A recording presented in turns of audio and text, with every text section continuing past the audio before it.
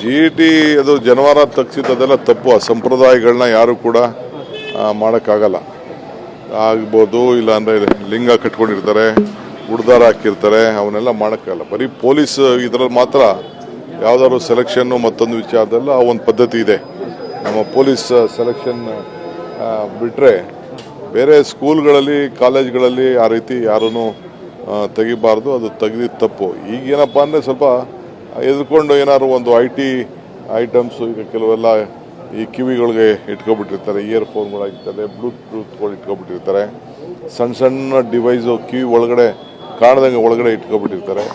ಇಂಥವೆಲ್ಲ ಆಗ್ತದೆ ಅನ್ನೋ ದೃಷ್ಟಿಯಿಂದ ಅನೇಕ ಘಟನೆಗಳು ನಡೆದ್ರಿಂದ ಯಾರೋ ಮಾಡಿರ್ಬೋದು. ಬಟ್ ಜನವಾರ ಮುಟ್ಟಿದ್ದು ತಕ್ಕಿದ್ದು ಅದು ಅವರ ಧರ್ಮದ ವಿಚಾರ, ಅವರವರು ಹಾಕೊಂಡು ಬಂದಂಥದ್ದು.